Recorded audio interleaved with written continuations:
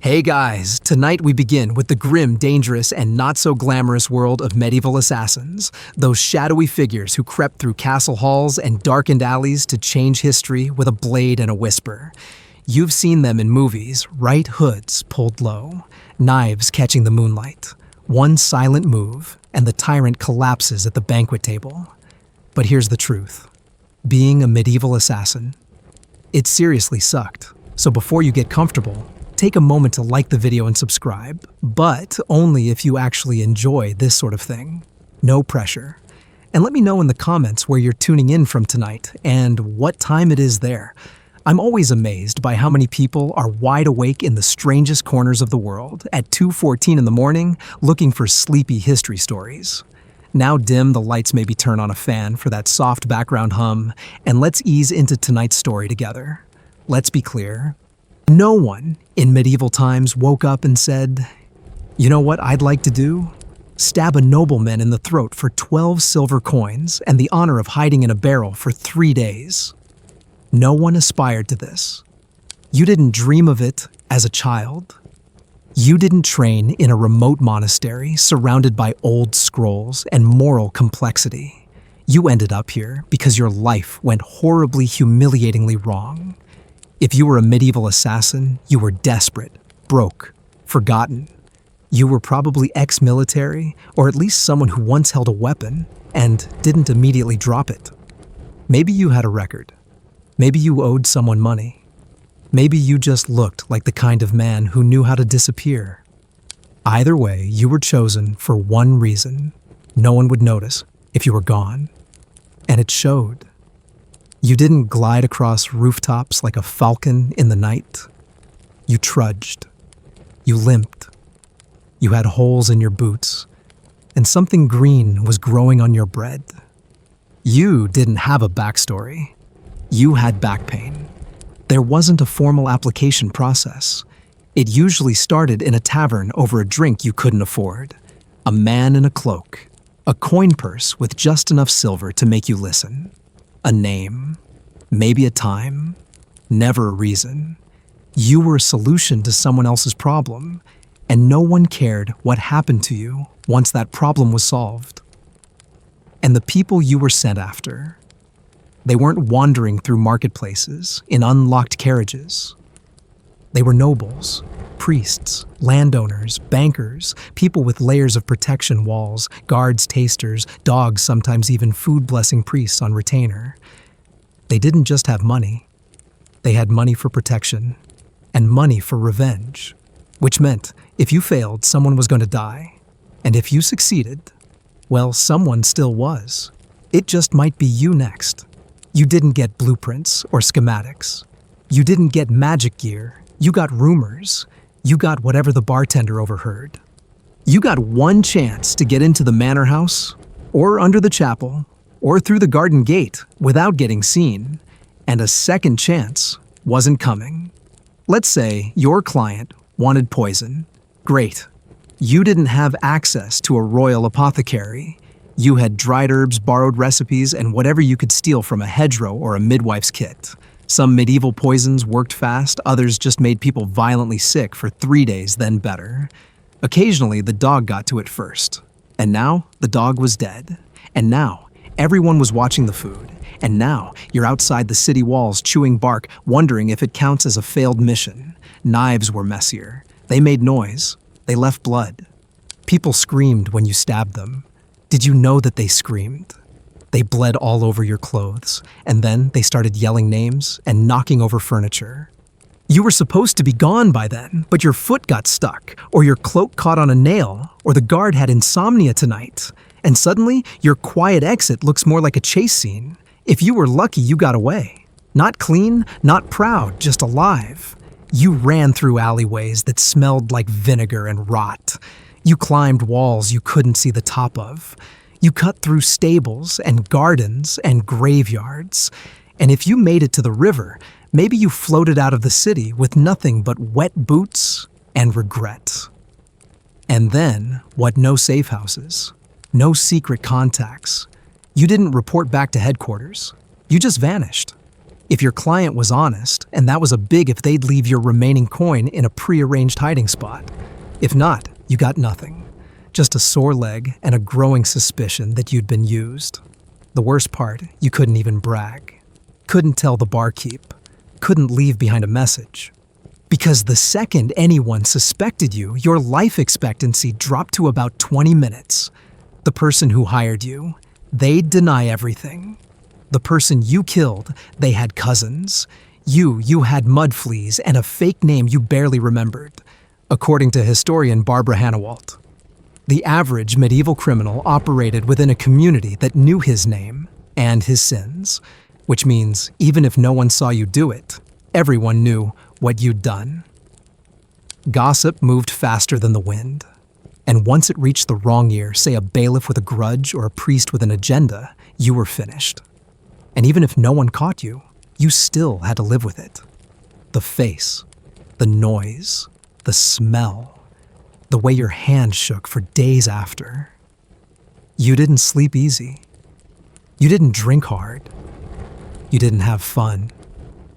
You lay awake in barns and stables and ditches, staring at the ceiling and waiting for someone to call your name in the dark.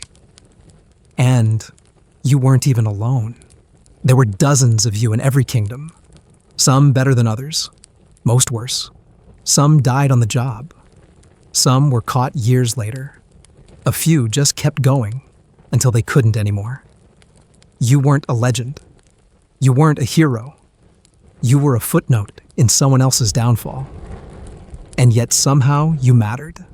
Not because you were noble, not because you were skilled, but because you existed in the cracks of the system. Because when power needed a whisper instead of a war, it turned to you. But not tonight. Tonight you're just listening. No blades, no coin. Just a voice in the dark and a story that maybe helps you understand how strange and brutal this world once was. And maybe still is. No one ever set out to become a medieval assassin. There were no apprenticeships, no ceremonial daggers handed down through bloodlines, no whispered rites beneath cathedral floors. You didn't wake up one day thinking, yes, this is who I'll be. A killer with a pouch of silver and no last name. You ended up here because everything else failed. Because the life you tried to build collapsed one thatch at a time until only the shadows would have you. You might have been a soldier once. A good one, maybe. Fought in some border war no one remembers anymore. Maybe you served under a noble who was outbid, outmaneuvered, or simply outlived his usefulness. And when your sword was no longer needed, they sent you home with a limp and a broken boot buckle if they let you live at all. Or maybe you weren't a soldier. Maybe you were a baker's son who took the blame for a missing ring. Or a farmhand who couldn't pay taxes after the harvest failed. Or just a man who said the wrong thing at the wrong feast, with the wrong people listening. One way or another, the world decided you didn't matter anymore. And when that happens, you either vanish or become useful in a way that doesn't require people to know your name. And so here you are, not trained, not chosen, just the only one left. It's easy to think of assassins as loners, but in truth, you were rarely alone. There were others, exiles, deserters, petty criminals with steady hands, a kind of informal network of the desperate. You didn't know their names, only the looks, the heavy stare across a tavern table, the silence that said, "I've done it too." They didn't teach you. No one taught you. You learned by failing. And most of the time, failure meant someone else stopped breathing. Forget everything you've seen in stories. There was no grand reveal of destiny, no training arc, no wise mentor showing you how to strike from the shadows. You learned on the job if you survived long enough to call it a job. That first kill, it wasn't noble, it wasn't clean. It was clumsy, terrifying, and loud. There was no satisfaction in it. Just a rush of panic, a blur of motion, and the immediate bone-deep understanding that this would never get easier. You probably messed it up the first time. Most did. Dropped the knife. Misjudged the distance. panicked when they looked you in the eyes. And the thing about eyes, once you see them change, like that from confusion to fear to pain, you don't forget. Not even after 20 more names. Still, someone must have thought you did well enough, or at least didn't get caught. So they hired you again. And again. Not because you were good, but because you were willing. That was the only qualification that mattered. You'd do it. And what did that mean? It meant walking into a village where no one knew your face and leaving before the sun came up. It meant sleeping behind barns, chewing dried roots for meals, and washing your hands in water that turned red too quickly. It meant never forming attachments, never staying long enough to learn the names of the goats, let alone the children. You lived in the in-between, too dangerous to trust, too useful to discard. You weren't a citizen. You weren't even a criminal. You were something else. Entirely an echo of a person stretched thin across borders and boundaries, always moving, always looking back. And you didn't get better. You got quieter. There was a myth still whispered in some places that the best assassins were trained. That there was a place deep in the forest or high in the mountains where men and women were taught the sacred art of death, where they honed their blades and balanced their breath. But if that place ever existed, you never saw it. You had to learn which doors creaked, which guards drank too much, which kind of candle wax was least likely to drip on your sleeve.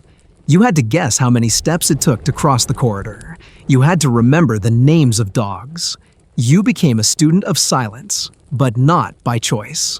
Historian Malcolm Barber once noted that in the later Middle Ages, many towns had unofficial arrangements for dealing with certain individuals who specialized in solving noble disputes quietly. It was never written down, never said aloud, but everyone understood what it meant. You were a necessary fiction, a story that made problems go away. But stories need endings, and assassins rarely got good ones. You didn't retire. There was no pension, no quiet cottage by the sea, no old comrades raising a mug in your honor. You just faded into obscurity, into the woods, into an unmarked grave behind a monastery that pretended not to notice the fresh dirt. Sometimes you were killed by your own client. They didn't want to risk loose ends. Sometimes it was someone's brother or a neighbor who recognized your boots. Sometimes it was the weather. Rain-soaked clothes and fevered lungs were as lethal as any blade. And what about justice? The law, forget it. If you were caught, there was no trial. You were a murderer, plain and simple. They didn't ask why. They didn't care who paid you. They put you on a cart, tied your hands, and made an example out of you. Maybe they hanged you. Maybe they broke your body on the wheel. Maybe they just buried you in chains. The message was always the same. We don't talk about men like you, and we don't let them live long enough to explain. You didn't have a name. You had a function. And yet, in the strangest way that made you valuable, you weren't real, which meant you could become whatever someone needed, a warning, a weapon, a whisper in the ear of a powerful man. You were a rumor people paid to believe in. And once you were done, they hoped the rumor disappeared. Sometimes it did. Sometimes it turned into legend. But most of the time, it just ended. Not with a sword fight, not with a final confession, just with silence, a ditch, a handful of dirt, a stranger walking past your body, not knowing or caring who you were. So no, you weren't chosen. You weren't destined. You were forgotten over and over again until the forgetting itself became your only skill. And still, someone somewhere always had one more name to give you.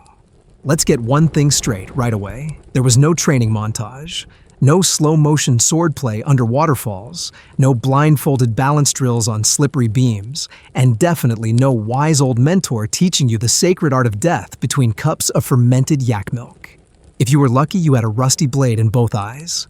If you were really lucky, you had a basic understanding of which end of a knife went into a person.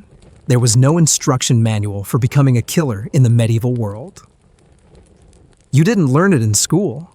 There were no seminars, no apprenticeships, no underground guilds holding monthly workshops on efficient throat slitting or silent stair climbing. You learned by doing. And doing in this case usually meant doing it wrong the first time and hoping you lived long enough to do it slightly less wrong the second. Your teachers were failure panic and blind chance. Your first attempt was probably a disaster. That's just how it worked. Maybe the knife got stuck in the sheath. Maybe the target screamed sooner than you expected. Maybe you picked the wrong door, the wrong night, the wrong man entirely. Maybe you panicked and ran, and maybe that panic saved your life. Because the only real skill you picked up in this profession was knowing when to stop trying and start running. If you lived through your first job, you learned something. You learned that hallways echo, that dogs smell fear, that wooden stairs betray even the lightest footstep, that breathing too hard near a candle will make the flame flicker, and someone will notice. You learned that it's possible to hold your breath for 37 full seconds if a guard is standing just beyond the curtain. You learned to count steps in the dark and how to stand perfectly still when a child stirs in the next room. And then there were the hands. Not yours, theirs. The way they'd grab at you when it happened. That's what stuck in your mind afterward. Not the blood. Not the noise. The hands. Clutching. Cold. Still searching for meaning, even after the body understood what was happening. That's the part no one told you about. But it wasn't just physical.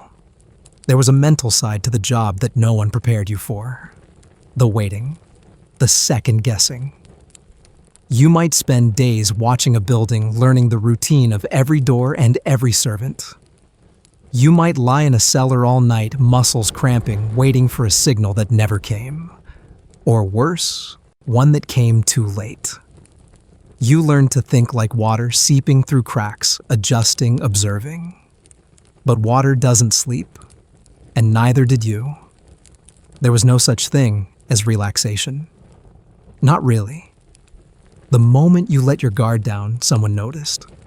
You said too much. You ate too slowly. You held the knife wrong. You used a word that didn't belong in that village, in that dialect, in that century. Every detail mattered, because one wrong glance could become a gallows invitation. The truth is, you were never fully in. You were always halfway there, halfway gone. Never trusted, never welcomed. You weren't just hiding from guards, you were hiding from yourself. From the version of you that used to laugh loudly in taverns or dream about owning a small patch of land. That version didn't exist anymore. It couldn't. And no one missed him. Some people thought you were trained, sure. That's what the stories said. That you'd been raised from childhood in some hidden stronghold, taught a dozen languages, and 50 ways to kill a man with a butter knife. The myths always paint you as part monk, part ghost, part snake. But the truth was much more pathetic. You were a survivor. And survival is messy. Historian Frances Guise, in her studies of medieval urban crime, noted that most professional killers came from transient or marginal communities, lacking both strong kin ties and stable social positions. In other words, you were nobody. From nowhere. With nothing. And that was what made you perfect for this line of work. You weren't tracked in any census. You weren't tied to any land or lord. You weren't anyone's son or brother or husband, at least not anymore. You were unclaimed, uncounted, and therefore uniquely qualified to do the kind of work that left blood, but not records. You learned tricks as you went. Like smearing animal fat on your boots to soften your steps, or pouring cold water on hot iron to muffle the hiss. You learned to cut under the ribs, not over them. You learned how to fold your cloak to conceal a blade, but still draw it quickly. You learned which poisons smelled too strong to pass for stew spice, and which ones could be soaked into parchment without leaving a mark. But for all those tricks, the one thing that kept you alive was luck. Luck that the guard was drunk. Luck that the moon was behind a cloud. Luck that the cook mistook you for someone hired last minute by the steward's sister. You couldn't plan for these things. You just accepted them and tried not to press your luck twice in the same week. And in time, you developed a reputation. Not a loud one, of course. No one hung signs advertising your services. But people whispered. In certain inns, in certain corners of certain towns, someone might mention a man who handles things. That was all. That was enough. But even the best whispers faded. Someone would hear your name and ask too many questions. A job would go badly. Someone you trusted would talk when they shouldn't. And you'd be forced to run again. New name, new town, new boots. The cycle repeated. You didn't build a legacy. You didn't accumulate wealth.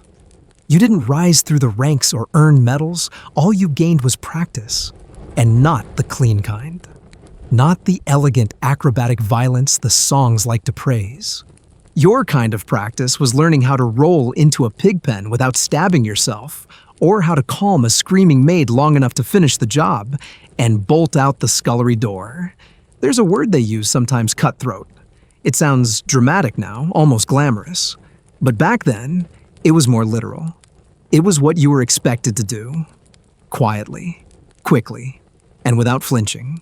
The more you flinched, the more likely someone got away. And people who got away had mouths. You weren't famous, but you were feared. Or at least, you hoped so. Because if you weren't feared, then you were just hated. And if you were hated, well, you know how that ends. So what did you do? You kept going. You walked with your back to walls. You slept in corners. You avoided eye contact, especially with children. You spoke rarely, and when you did, your voice was low and even. You ate quickly. You drank little. You stayed sober, even when it hurt. You counted exits before you sat down. You memorized faces, door frames, guard schedules, and patterns in the stones beneath your feet. And still, you were never sure if today was the day someone found out. If this was the town where your luck ran out. If the man you just passed in the market remembered your face from that village 3 years ago, the one with the barn fire, the one where things got messy. There were no medals, no monuments, no one sang songs about the man who poisoned Lord Esten or stabbed the bishop's nephew in the bathhouse. You weren't a chapter in a history book. You were a margin note, a blot of ink, a whisper carried by people who never said your name out loud. And honestly, that's all you wanted. Not glory, not even peace. Just distance. From what you did. From who you were. From what it cost. Because every job had a cost. And sooner or later, you ran out of ways to pay it. Let's talk about tools. Not the shiny custom-forged ones heroes carry in stories. Not the dramatic silver daggers or crossbows with etched hilts and matching leather straps. No, your tools were simple, crude, and more often than not on the verge of falling apart. You didn't carry a weapons rack. You carried whatever you could hide in a sleeve tuck into a boot or wrap in a cloth that wouldn't raise questions. And more importantly, whatever you used had to be quiet, fast, and forgettable. Let's start with the blade. That's what everyone pictures first. And yes, you usually had one, but not the way people think. Not some perfect balanced masterpiece glinting in candlelight. More like a kitchen knife with a broken handle, or a rusted dagger someone dropped in a fight 2 years ago and never came back to claim. Sometimes you even used a sharpened chisel or a hunting knife better suited for gutting pigs than men. The key wasn't quality, it was silence. You weren't there for a duel. You were there to get in and get out without leaving a sword-shaped outline in the dirt. Poison came next. Now this one gets romanticized a lot. In stories, it's always the delicate drip into a goblet, the powdered root stirred carefully into honeyed wine. In reality, it was a gamble. Medieval poisons were made from plants, minerals, and animal parts: foxglove, wolfsbane, henbane, arsenic, crushed glass.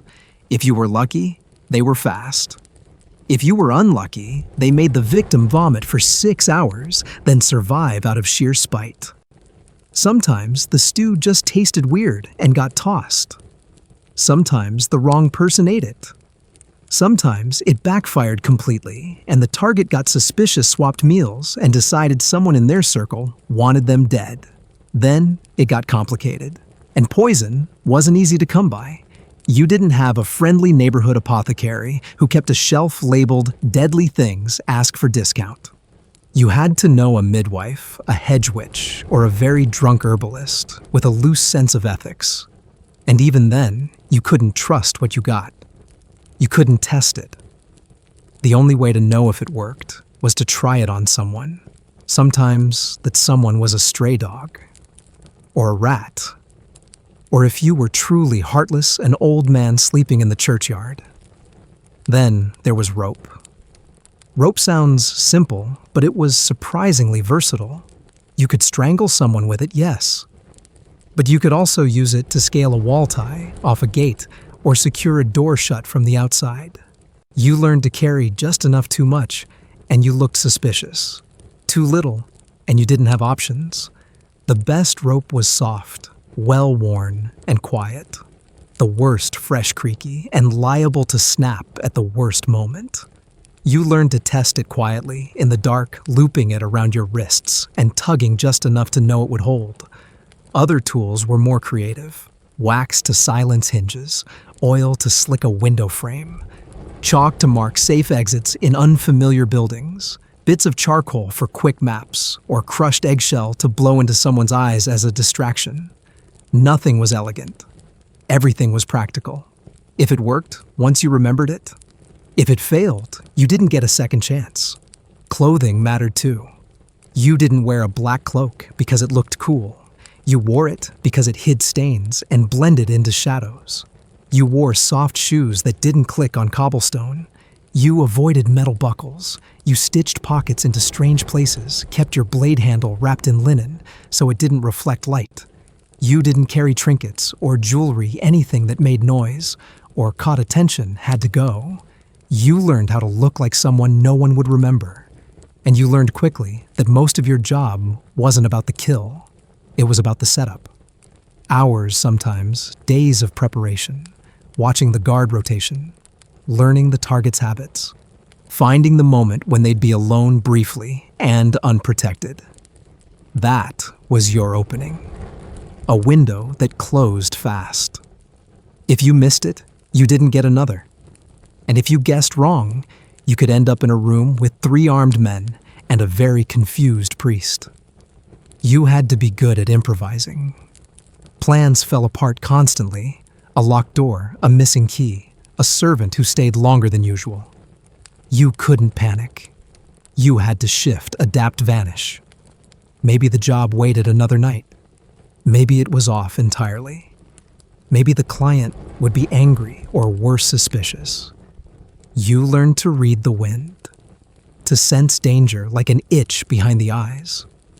You trusted instincts more than maps and luck more than skill. That said, some tools weren't physical at all. One of your most valuable was your story, your cover. You had to be someone. You couldn't just be a face in the crowd. People would ask questions. So you were a traveling woodcutter, or a messenger's assistant, or a mute stable boy with a sad backstory. You didn't just wear the clothes, you wore the life. You practiced your accent, your limp, your reason for being there. If you hesitated, if you stammered, if your hands didn't match your story, people noticed. You had to be able to lie without blinking and smile, without showing too many teeth. Of course, sometimes the best tool was doing nothing.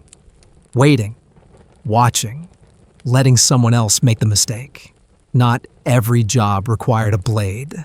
Some required patience, a whispered rumor, a note slipped under the wrong door, a face glimpsed at the wrong time. Sometimes you didn't even have to kill. You just had to tip the first domino and walk away. But when the time came, when the moment finally opened like a wound, it had to be fast. Clean if possible. Final always. You didn't get paid for almost. You didn't get paid if the target lived long enough to speak your description. You didn't get paid if the guard heard a struggle and came running. You got paid for silence, for certainty, for making it look like an accident or a ghost or divine punishment. Historian Joseph Damas, writing about criminality in the late medieval period, noted that the successful murderer was often one who killed simply without flair and vanished into the fabric of the city before the sun could rise. That was the goal. Not glory, not style, just disappearance. And yet, for all the tools you carried, none were as heavy as the silence. You couldn't talk about your work. Couldn't laugh about the close calls, couldn't share stories over a fire. You sat in the corner, listening, nodding, pretending to be someone who fixed carts or tended sheep. And every time someone asked where you were from, you had to invent a village, one that didn't exist on any map. Eventually, even you forgot who you really were. Your tools became habits. Habits became instinct. Instinct became fear. You stopped thinking of yourself as a person. You were a mechanism, a function, a response to a request no one ever wrote down. And you started to forget what it felt like to be unarmed. So you carried your tools carefully, not like a soldier carries a sword proud and visible, but like a snake carries its fangs. Quiet, hidden, always ready. Because in your world, if you weren't ready, you were already dead. Your target was never some clueless merchant counting coins in a dim stall. You weren't sent after a pickpocket or a petty lord's drunken cousin. No, when someone hired you, it was because they needed to remove a real problem, someone untouchable, someone surrounded by walls, guards, and wealth. Someone powerful enough that their death would shift something. Which meant your target was likely a baron, or a bishop, or a royal cousin who had the king's ear and no shortage of people willing to die for him. Killing someone like that wasn't a job. It was a test of everything: your patience, your nerve, your ability to become invisible in plain sight. Nobles didn't walk alone. They moved in clusters, entourages of armored men, attendants, pages, dogs, and sometimes even jesters. They lived behind stone, slept behind locked doors, dined with a blade's reach of their bodyguards. If they left the castle, it was in processions. If they went hunting, the entire forest bent to their itinerary. And yet, your job was to find the single vulnerable moment in that over-orchestrated mess, a single exposed breath in a life wrapped in chainmail and protocol. And you were supposed to reach it without being seen. It wasn't enough to know where they'd be. You had to know why. Why were they going to that chapel, that tower, that river bend? Was it habit, boredom, lust, guilt? What did they fear? What made them reckless? You had to study them like a lover, tracking their preferences, their rhythms, their moments of weakness. And then strike before they knew they were vulnerable. You weren't just fighting a person, you were fighting their entire life structure. And sometimes it wasn't even about the target. It was about the message. Someone wanted this person gone, yes, but they also wanted it to be known. Subtlety wasn't always part of the brief. Sometimes they wanted the blood to be found. Sometimes they wanted a crowd, a scandal, a power vacuum. Which meant your job wasn't to make it clean. It was to make it loud, but still invisible. And good luck with that. Most castles were not designed for discretion.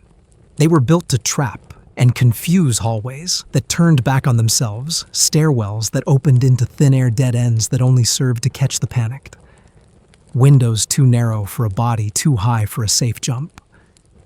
You learned that stone can echo worse than wood, that footsteps in a spiral stairwell sound like thunder, that every corridor had at least one nosy chambermaid who noticed everything, even if she said nothing. You adapted. You learned that sometimes you had to enter with the servants pretending to carry wood or fish or linens, that the kitchens were safer than the Great Hall, and that the cellar always had an exit if you knew where to pull. You learned to time your movements to the rhythms of bells prayers and mealtimes. You memorized patterns like a monk studying scripture. Still, everything inside a noble household worked against you, and outside wasn't much better. Take moats, for example. They weren't just muddy ditches, they were layered defenses. Cold water, sharp stakes, thick weeds that could tangle your legs if you tried to swim. And drawbridges, those things sang when they moved, creaking like dying whales, alerting every half-drunk guard within 50 paces. Sometimes you found a weakness, a hidden entrance, a kitchen boy with loose lips and gambling debts, a maid who hated her master just enough to leave a door unlocked for a coin and a promise. But even then, betrayal didn't guarantee success. Because inside those walls, everything was watching. Eyes, ears, even architecture. One slip, and you were a name on a bounty scroll. One echo, and you were fighting 4 men in a corridor not wide enough for one. And if you died, the person who hired you would deny ever knowing your name. Historian Barbara Tuchman once observed, "In the world of nobles, death was not a personal affair. It was politics made permanent." That's what you were stepping into every time. Politics, not murder. You weren't ending lives. You were altering the map. Sometimes you wondered if the target even deserved it.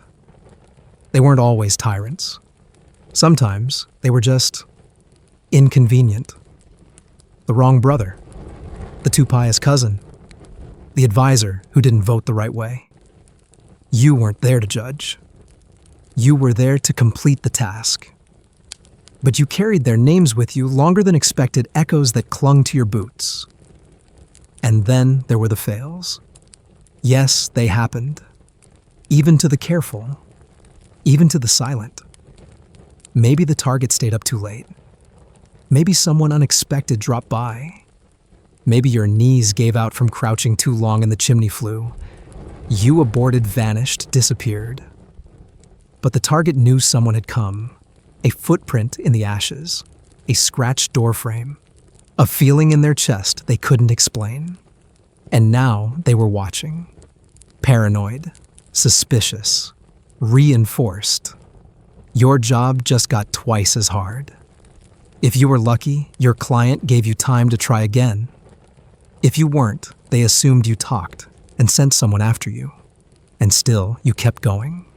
Because this was what you were good at. Or rather, it was the only thing you weren't yet dead from. You didn't fantasize about success. Success meant the job was done. It meant you walked away with enough silver for a month's bread and a name that people only said in corners. Success didn't mean happiness. It didn't mean safety. It just meant you could sleep one more night without someone kicking in the door. But failure, that meant spectacle. That meant pain. Nobles knew how to punish. You weren't just executed. You were put on display, flayed, quartered, burned. They didn't do it for justice. They did it for effect. To remind everyone that power watched and power remembered. Your body became a warning sign hung from the walls you couldn't breach. And here's the cruel part. Your death didn't erase the job. Someone else would take it. Maybe they'd succeed. Maybe they'd fail harder. But either way, the target would still feel the knife at their back for the rest of their life. You had infected them with fear, and in some twisted way that made you useful even in death. Your target may have survived, but they were changed. Never again alone. Never again unwatched. You did that, even if no one ever said your name. Disappearing wasn't a trick. It was your trade. You didn't just slip away into the mist like a magician in a stage act. You dissolved into the cracks of medieval life, became the dirt under its nails, the shadow of its breath. A good assassin in the Middle Ages wasn't the one with the sharpest blade. It was the one no one could remember clearly. The one whose face turned foggy in memory before the blood had even dried. You had to make yourself forgettable on purpose with practice. No grand entrances, no statements, no signature moves. If people told stories about you, you had already failed. So instead, you learned the quieter kind of power, the kind that hides in silhouettes, that echoes without sound. It started with names. You had dozens, each with a slightly different past. Some with accents, some with stutters, some with scars in the wrong places. You answered to all of them, and none of them felt like you. That was the point. Your real name had been left behind somewhere long ago in a village that might no longer exist, in a language you hadn't used since you were 15, and someone's brother. You blended into crowds. You learned to walk like a man who belonged somewhere else. Not suspicious, not confident, just busy. Just late for a job that didn't exist. You dressed one notch below the local standard, never too fine, never too ragged. Just poor enough to avoid attention, just clean enough to avoid pity. And you always knew the nearest doorway, the darkest alley, the best lie. Being seen wasn't the issue. Being remembered was. You became a master of almost. You almost looked like someone's cousin. You almost resembled a mason's apprentice from 3 towns over.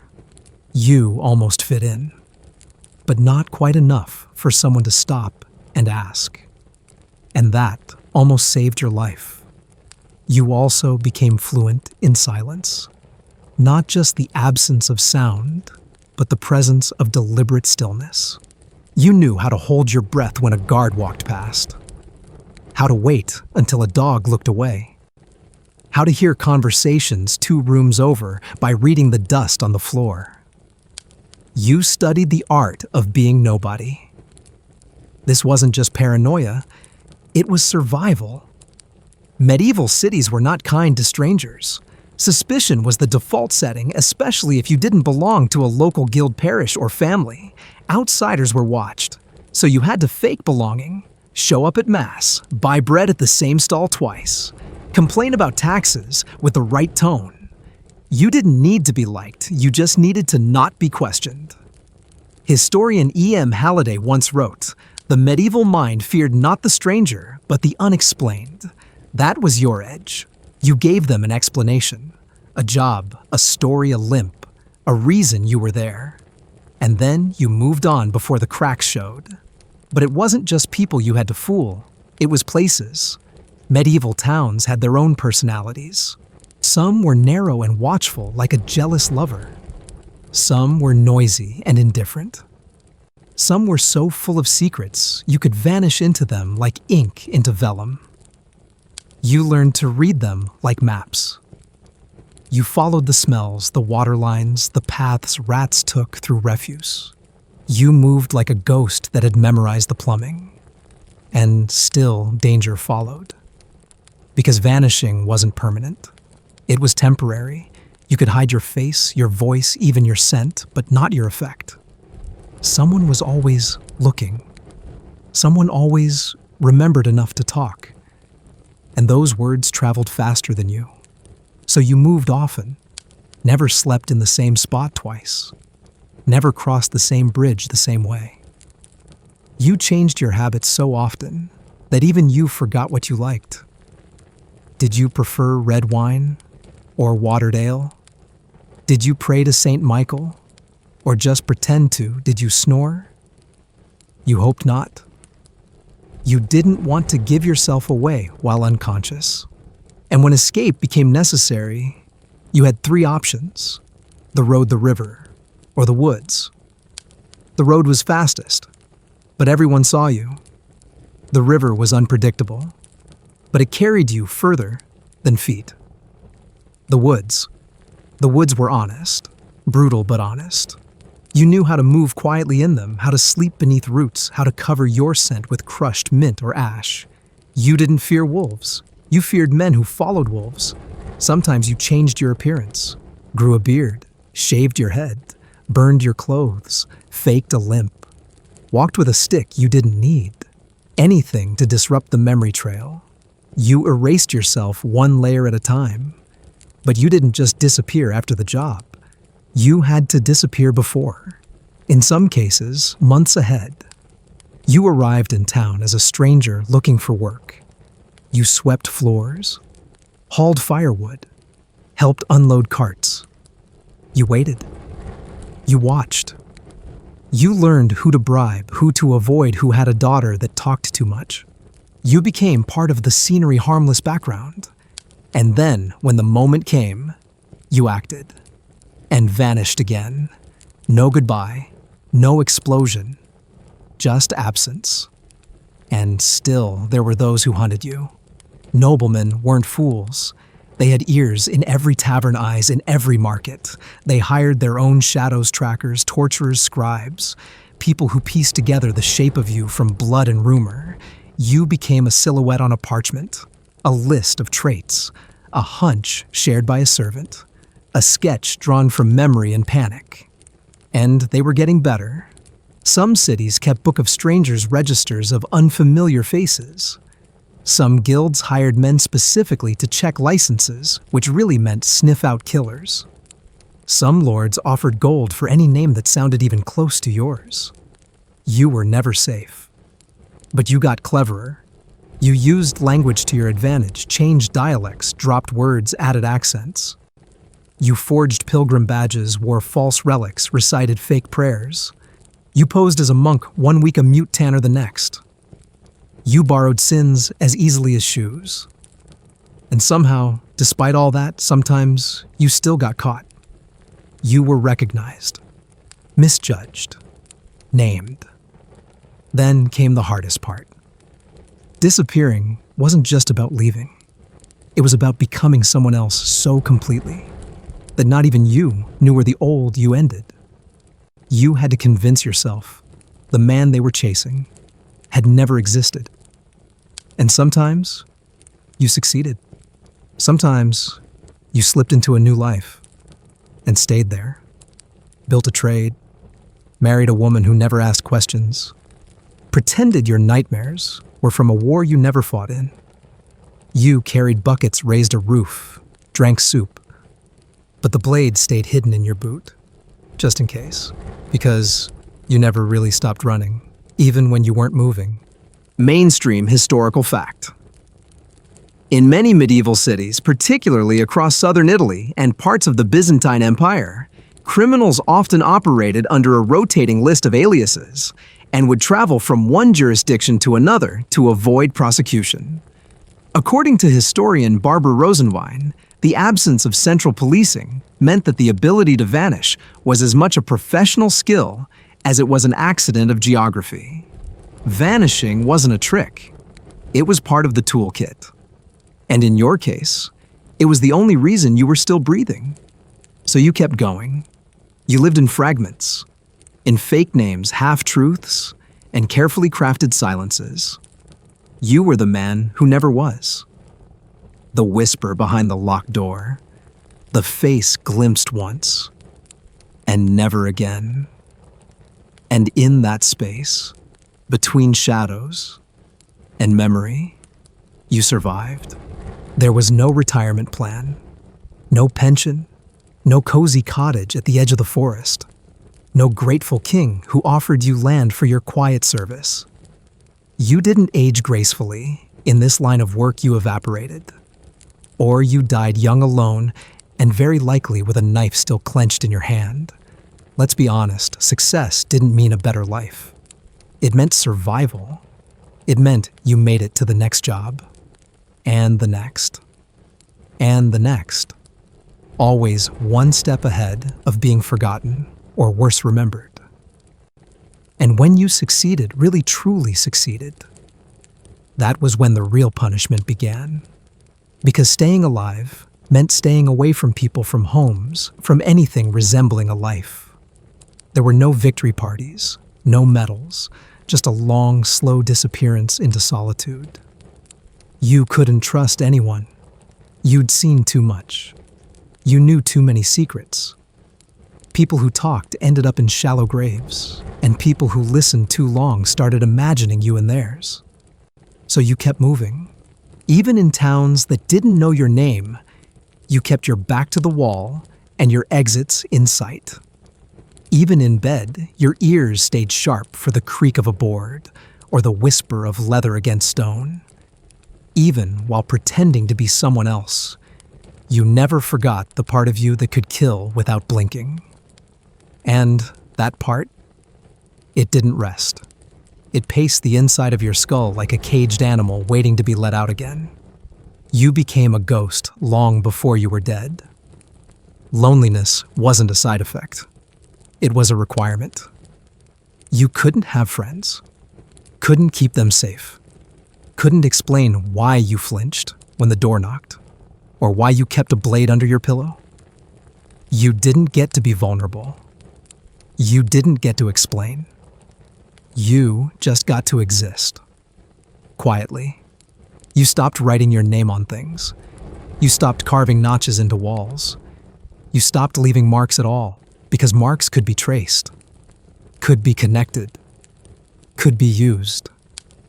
Even your memories became dangerous. There were days when you couldn't quite remember what your own laugh sounded like, when you started wondering whether you'd really once sat beside a river and skipped stones, whether the stories you told yourself about your own childhood were actually just bits of someone else's life that you'd stolen for comfort. And then you'd get a message, a coin folded in a letter, a phrase whispered by a stranger in a tavern, a nod from a man in a gray hood who didn't stay for ale. And just like that, you were pulled back in. You told yourself each time it would be the last. But it never was. Sometimes the job was simple. A merchant who'd angered the wrong family, a drunkard noble who bragged too often about his mistress's birthmark, a knight who refused to kneel. You told yourself those were the easy ones, clean, precise, almost like a transaction. But even then, you knew it wasn't just about the kill. You had to vanish afterward, again, reinvent yourself, again. Find a new name, a new limp, a new story about where you'd been last winter when the river froze. You were the same person, but also not. You kept collecting lives like coats you never wore. And every time you walked away from a kill, a little more of you stayed behind, curled up next to the body, watching you leave with hollow eyes. Mainstream historical fact. While the modern image of the assassin is often glamorized, historical sources paint a much grimmer picture.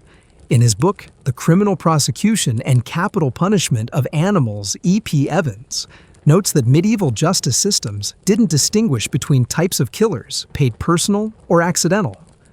All were marked by the same end public execution. There were no legal gray zones for the man who killed a noble for hire.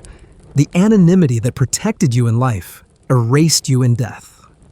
So you stayed quiet, even as the jobs got harder, even as your hands shook more after each one, even as you forgot whether the dreams you had were yours or just borrowed from men you'd watched die. You lived on the edge of your own reflection, half shadow, half story. Sometimes, on long nights, you found yourself in an abandoned loft, or an open field lying still beneath the stars, and whispering names you used to know. Names of targets, names of helpers, names of old versions of yourself. And maybe a real name, one that no one else had ever said. But you didn't say it out loud, because saying it out loud made it real. And real was dangerous. You know what didn't kill you with a blade, gossip? The real weapon of the medieval world wasn't a dagger, it was a whisper. Because while a sword might cut your throat, a rumor could follow you across counties, float through markets, slither into guard rooms, and poison minds faster than any monk-brewed nightshade. Assassins feared loose tongues more than steel. And for good reason. Let's say you survived a job. You vanished into the mist. Congratulations. But then someone saw you. Maybe it was the stable boy you tipped too generously. Maybe the innkeeper's daughter noticed that you always sat with your back to the wall. Maybe some bored noblewoman overheard a tavern tale and decided it would make great pillow talk. Suddenly, a man in a gray cloak with a southern accent becomes a wanted description. Add in a burned letter, a suspicious horse purchase, and the fact that you always refuse stew and bam, you're not a ghost anymore. You're a headline. Word in the medieval world moved faster than ox carts and didn't need wheels. Pilgrims, peddlers, messengers, they were the social media of the time. They carried stories like lice, and nobody fact-checked. If someone said they saw a man drink blood in the forest, someone else would swear they heard him speak to wolves. By the time the story reached the next town, you weren't an assassin, you were a demon. And guess what? That was enough. Because in a time when trials were rare and torches were common, being accused was halfway to being burned. You learned quickly, don't stand out. Don't flirt. Don't be too quiet. But don't talk too much. Don't wear a cloak that's too nice. Don't limp unless you always limp. Don't smile unless you've already smiled 3 times today. Being memorable was a death sentence. You had to be beige in a world that celebrated red. Mainstream historical fact medieval societies were built on community surveillance. As historian Barbara Hannawalt describes in Of Good and Ill Repute, even the smallest villages had informal networks of watchers, people who weren't paid but were always listening. Honor systems, local gossip chains, and communal courts ensured that almost nothing went unnoticed. If someone left town under strange circumstances and a local died that week, the 2 events were automatically linked. And the suspected party didn't need evidence against them, just consensus. You became allergic to your own name. You lied so often, you forgot what truth felt like. When someone asked where you were from, your instinct wasn't to answer, it was to measure how much they already knew. When someone mentioned a town you'd once passed through, you froze for half a second, and then said, "Never been." Even your smile became a tool, measured mechanical just enough to seem human, but not enough to invite conversation. And if a job went wrong, if a body was found too soon, or a message intercepted, or someone talked before they bled out, then the real fun began. You didn't have backup. No legal team, no family to bribe officials, or church ties to cry for sanctuary. All you had was distance and darkness. You ran. You wore different boots. You faked a cough. You changed your writing style. You picked a new dominant hand. You burned things clothes notes sometimes, even your own skin to hide a scar that someone might remember. Because the worst part of gossip wasn't what people said. It was what they believed. And belief in the medieval world was law. A woman could be hanged for birthing twins. A man could be exiled because his cat had different colored eyes. If someone believed you were dangerous, you were. And if a nobleman's son died suspiciously, and someone vaguely remembered that you once bought blackberries from his cook 3 towns over, guess who was now the devil's accomplice? You lived in a world where rumors didn't need roots, they just needed air. So, you became a windless thing. You learned to suppress even your gestures. No hand-talking, no humming, no leaning forward too eagerly. Everything about you became a soft blur.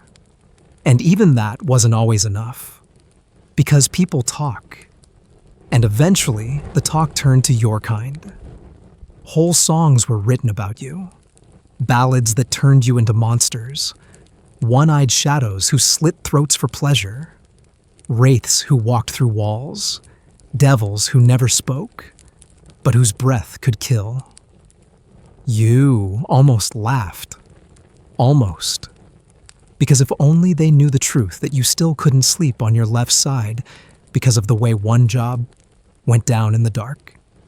That your tools of the trade were just rusted things wrapped in cloth and shame. That your real power wasn't in your blade, it was in staying boring. But boring doesn't make legends.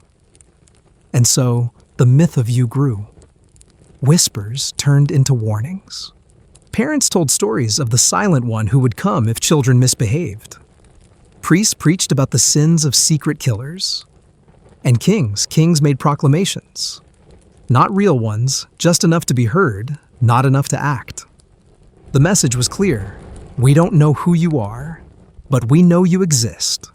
And one day, we'll catch you. But until then, you'd keep pretending. Pretending to be a merchant, a monk, a mute. Pretending that the letters hidden in your sleeve didn't itch. That the blood on your hands didn't smell. That the face in the polished brass wasn't someone you no longer recognized.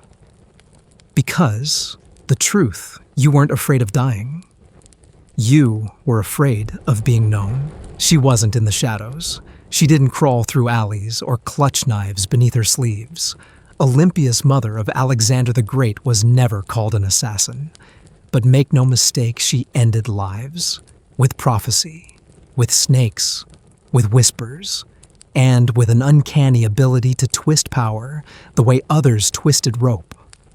While you, the hired blade, dodged hounds and climbed gutters, Olympias ruled from the center, silent-seated and far more dangerous than you could ever hope to be. In a world where women were expected to be quiet decorations, Olympias was thunder and silk. She didn't need to stab anyone. She made others want to.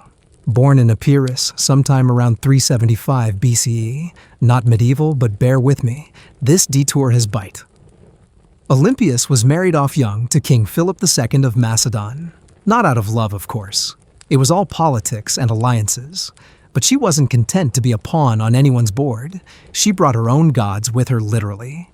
Her cult of Dionysus involved sacred snakes, ecstatic trances, and wild rites that terrified the palace staff and impressed precisely the right people. She was a true believer in omens, and also brilliantly manipulative of them. When she gave birth to Alexander, she told anyone who would listen that Zeus himself had fathered the child. Lightning struck the palace that night, or so the story goes, and one of her sacred snakes was seen coiled in her bed. Coincidence? She didn't care. She knew stories mattered more than facts. You skulking through the mud with your hidden blade could only dream of that kind of long game. Official historical fact. According to the ancient historian Plutarch, Olympias was known to keep and worship large snakes, which she allowed to slither freely in the royal chambers. She claimed it was part of her divine ritual practice, though some scholars like Robin Lane Fox suggest this was both religious and political theater. Olympias weaponized belief. Where you used a knife, she used dread. And then came the deaths. Philip II was assassinated, stabbed by his bodyguard at a wedding, no less. Was it Olympias? Did she whisper the order behind a curtain? No one knows. But within days, she made her moves. She had Alexander crowned swiftly and decisively. Then she ensured no one else could claim that throne. Rivals executed, stepmothers poisoned, infants disposed of quietly. She didn't vanish after a job. She stayed seated on her marble bench, smiling gently while the bodies were taken away. Your kind disappeared after a kill. She lingered. Historians still argue whether Olympias acted purely out of maternal loyalty or ruthless ambition. Some say she was a mother lion defending her cub. Others say she simply liked the taste of power and the silence that followed a well-timed death. And while you avoided courtrooms like plague, she turned them into theaters. Her court was a stage, her voice the script, and every glance a cue. She didn't just know where the bodies were buried, she decided where they went. Let that sink in. You risked your life for 12 silver coins and a chance to not be caught. She orchestrated the fates of kings and still had time to write letters to her son, reminding him to sacrifice properly to the gods. You burned your past to hide it. She lit fires to be seen. So why does she matter in a story about medieval assassins? Because she's proof that assassination isn't always done with blades. Sometimes it's done with blessings, with theater, with belief. While you were crawling through cellars, she was teaching history, how to whisper. And her kind didn't die out with the ancients. In the medieval courts of Europe, and no, we're not calling it medieval Europe, just medieval powerful women used poison prayer and paperwork to remove obstacles. They had access to kitchens, priests' secret passages. They were underestimated, ignored, and therefore lethal. A nun with access to herb gardens could do far more damage than a soldier with a broadsword. And no one suspected her. Olympias was the blueprint. You were just the copy muddy bruised and very, very replaceable.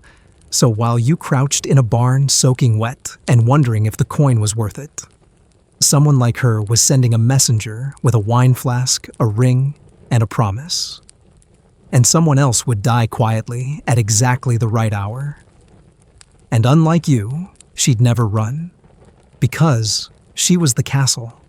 You wouldn't think it at first glance, but the most dangerous places for assassins weren't dark forests or battle-scorched fortresses.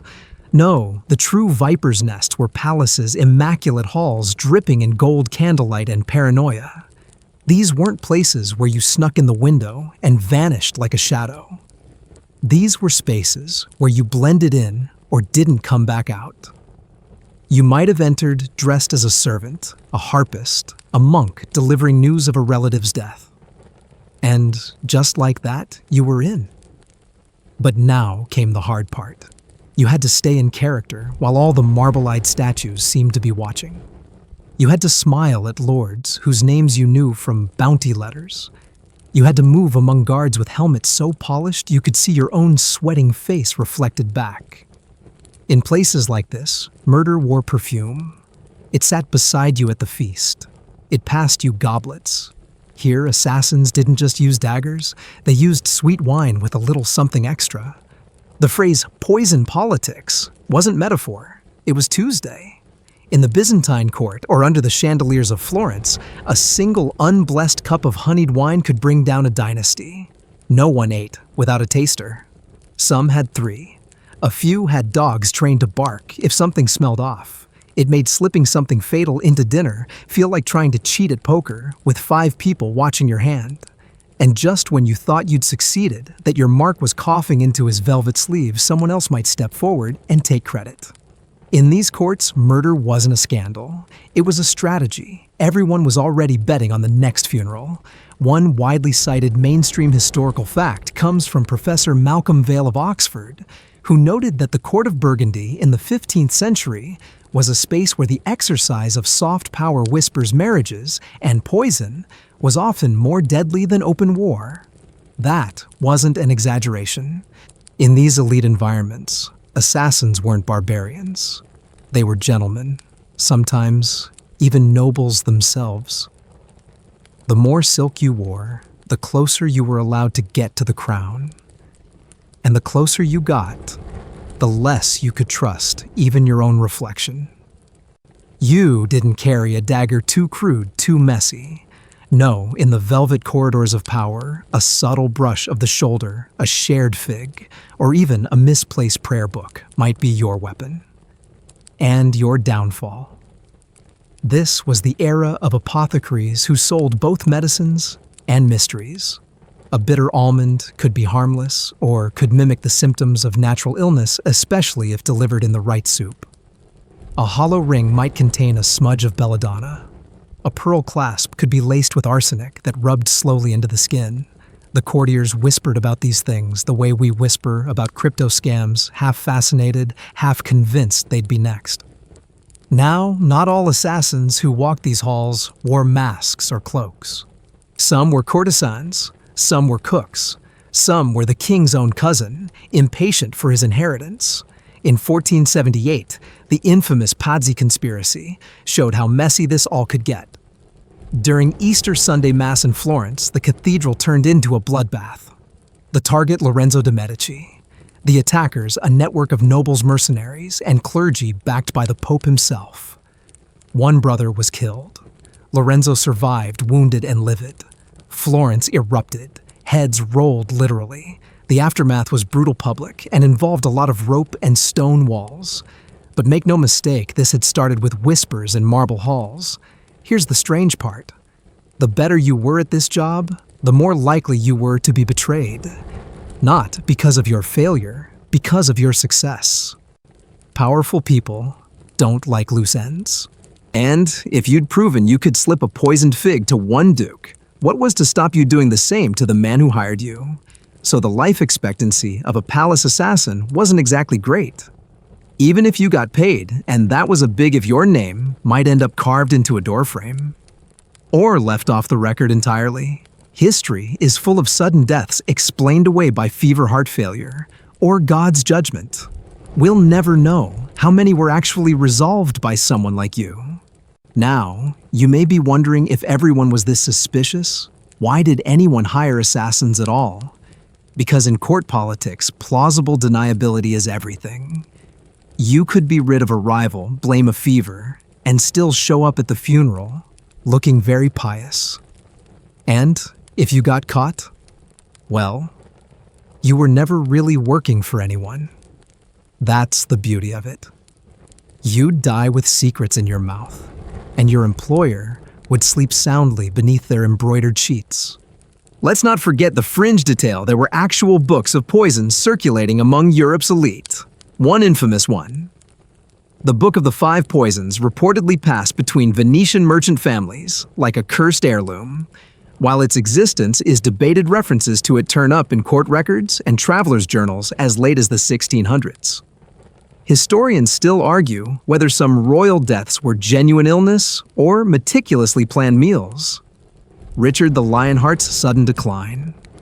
Charles VI's madness, even Pope Alexander VI's bloated, blackened corpse sparked centuries of speculation. In a world where wine spoiled quickly and medicine was often more dangerous than the disease, anything was possible, and everything could be blamed on the kitchen boy. And so you kept your hands clean. Figuratively, of course. You dressed well. You learned when to bow, when to stay silent, and when to disappear. You weren't feared for your blade. You were feared because no one ever saw you coming. And then one day, they didn't see you leave either. But maybe someone noticed the way the jester paled after drinking from the wrong goblet. Maybe a chambermaid remembered your eyes. Maybe your name was scratched into the inside of a drawer next to a list of 3 others who'd taken ill. That's the brutal part no one talks about. Assassins in palaces didn't vanish into the shadows. They evaporated into the history books edited out by the very people who paid them. And you were fine with that. After all, the less people remembered, the longer you lived. You'd heard stories, of course. Everyone had. The kind that came wrapped in myth and echoed with torchlight. A place so twisted in its layout, so deliberately impossible to navigate, that the walls themselves seemed to shift. Some called it a palace, others a prison. You just called it a warning Knossos. No, it wasn't medieval, but its legacy echoed across centuries into the castles you crept through, the dungeons you mapped by candlelight, and the mansions built with escape in mind. Because Knossos was the original blueprint for architecture as warfare, a labyrinth not of beasts, but of belief. And if you, the professional shadow, could be thrown off by walls, then what chance did anyone else have? According to the myth, King Minos of Crete had a problem. His wife had given birth to something complicated. A creature with the body of a man and the head of a bull. The Minotaur. You know the tale. Build a maze so intricate the beast could never escape. Trap it. Feed it. Forget it. But here's the thing. The myth might not be so far off the mark. Archaeologists excavating Knossos in the early 20th century, led by Sir Arthur Evans, found a palace complex so massive, so interconnected, and so absurdly confusing that it made even modern floor plans look like tic-tac-toe. Mainstream historical fact. The Palace of Knossos, dating back to around 1900 BCE, truly was a labyrinthine structure. Not just metaphorically, it contained hundreds of rooms, interlocking corridors, ceremonial chambers, false staircases, and dead ends. It wasn't a straight-line palace. It was built to confuse, to intimidate, and perhaps even to trap. Historian Rodney Castleton noted that the layout was so complicated, it likely gave rise to the myth of the labyrinth itself. Why does this matter to you, the medieval assassin? Because medieval castle designers loved to copy things that worked. And if there was one thing Knossos proved, it's that a building could fight back. Imagine this: you're hired to take out a baron who lives in a fortress designed by a man obsessed with classical antiquity. He's imported columns, painted his ceilings like a Roman bathhouse, and worst of all, designed his interior hallways to resemble the dreaded Knossos layout. Which means no straight paths, no easy exits. One corridor leads to a wine cellar, the next a dead-end chamber with no windows, and a lock that clicks softly behind you. You're not up against soldiers anymore, you're up against space. You start to second-guess your own senses. Was that staircase there before? Is this room slightly smaller than when you entered, even with a memorized floor plan, and you always memorized floor plans? You begin to sweat. Because someone has engineered the space to disorient, not just to defend. And maybe the walls are watching. Or maybe that's just what happens when you're sleep-deprived and soaked in anxiety. But it's not just about confusion. It's about symbolism. Palaces like Knossos weren't designed only to hold people. They were designed to project power, to overwhelm, to humble anyone who entered. If you could get lost in a building, how could you possibly stand against the man who owned it? And medieval lords took this to heart. Take Château de Chinon in France, or Burg Eltz in Germany. Winding staircases, layered walls, blind corners, false windows. These weren't accidents. They were inspired moves. Castle design became psychological warfare. You weren't just trying to sneak past guards. You were trying to outthink stone. Back in Knossos, archaeologists also found something else: frescoes. Dozens of them, showing dancers, bulls, gods, and mysteries. They weren't just decoration, they were messages. A reminder that power wasn't only held in weapons, but in the control of imagery. And this too bled into the medieval world. You've seen it before castles, with murals of angels wielding swords of divine justice, painted just above the fireplace, of saints peering down from domed ceilings, like silent sentries. Because every step you took was supposed to remind you, you do not belong here. And when that message gets into your bones, your hands begin to tremble. You tell yourself it's just another job, that you've been in worse places, that the way out is just through that hallway. No, that hallway. Wait. Is that the same painting as before? You're not sure anymore. And that's the point. Historians still argue whether Knossos was deliberately designed to confuse, or whether its strange structure came from centuries of rebuilding. But to someone in your profession, the intent hardly matters. If a place feels like it wants to trap you, that's enough. Even in your own time, centuries removed whispers of labyrinth castles persisted. Places that people entered and didn't exit. Dungeons with rooms that looped back on themselves. Banquet halls where the acoustics made it sound like someone was always behind you. Some lords even built decoy doors identical to real ones, but leading nowhere, just in case a dagger came hunting them during dinner. You learned to carry chalk, to mark corners, to count steps. You trained yourself to hold a map in your head like a rosary. But sometimes, even that failed. Sometimes the building outsmarted you, and sometimes you didn't come back. The people who designed these places, they didn't want to stop intruders. They wanted to erase them. And when you finally stumbled back into the open air, lungs heaving, blood on your sleeve and knees scraped from a hidden stair, you swore you'd never take a job like that again. But next time, the coin was good, and the client said, "It's just a manor house. Easy in, easy out." And your fingers twitched. And you said yes. It began with stone, not just carved for defense or elegance, but arranged intentionally, powerfully, almost prayerfully. In a world that still whispered about ancient temples and sun gods, stone could sing mourn or command depending on how it was placed.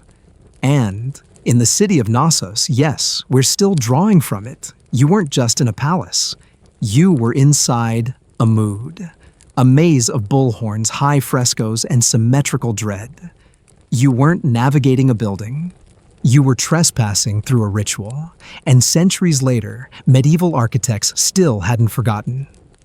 Let's talk about how belief wasn't separate from architecture. It was baked into the blueprint. Medieval structures didn't just aim to inspire fear of invaders. They aimed to earn fear of the divine, and often both kinds of fear blended beautifully. Churches looked like fortresses. Fortresses doubled as shrines. And the man in charge, whether bishop or baron, wasn't just your ruler. He was your spiritual GPS. Inside places built with this kind of intent, everything was symbolic. A spiral staircase didn't just slow down attackers, it spun counterclockwise so that defenders, who were usually right-handed, had the advantage coming down. And that's just the start. Cathedrals were built as crucifixes laid flat. Every tower altar and stained glass window was a line in a prayer someone might not live long enough to finish. You, an assassin used to squeezing through cracks in society, could feel it the second you entered. The air pressed down like a sermon. Light filtered through colored glass, not to help you see, but to remind you God was watching. And maybe, just maybe so, was someone else. Mainstream historical fact medieval architecture was deeply influenced by cosmology and symbolism. According to medievalist Paul Binsky, Gothic cathedrals were sermons in stone-coded messages of theology status and psychological control. Even secular buildings adopted these techniques. Lordly manors often had chapels not just for faith, but for show. If a guest stepped in and felt awe or dread, well, that was part of the plan. And if awe didn't work, the bull did. You see, even centuries after Knossos had collapsed into myth, the bull lingered. Bulls were power. Bulls were sacrifice. In medieval Spain, bull iconography crept into town crests. In Norman heraldry, it curled around family banners. And in secret societies, yes, they existed. It often meant more than strength. It meant initiation. Some castles had a courtyard statue of a bull, not because anyone believed in the Minotaur, but because they believed in warning. You'd pass under those curved horns on your way in.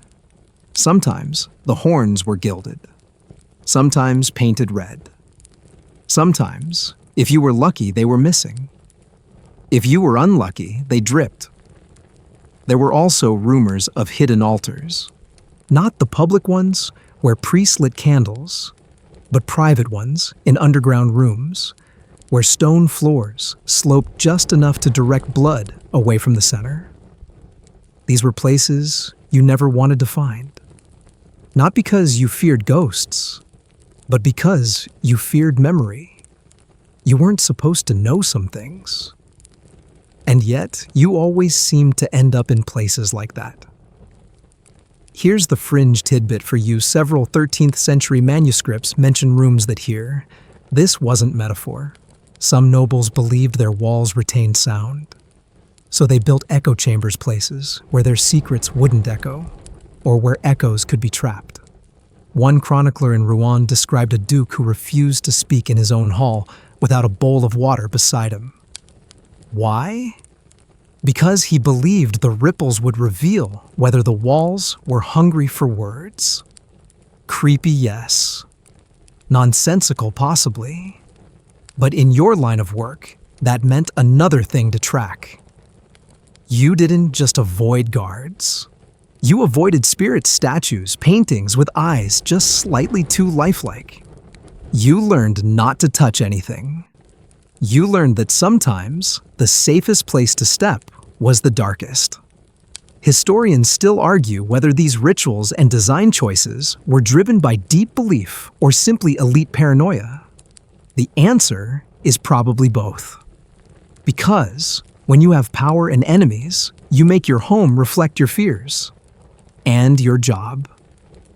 Your job was to tiptoe through those fears, to spot which corner was too clean, which tapestry was placed too low, which stone in the floor sounded hollow. You weren't an assassin anymore.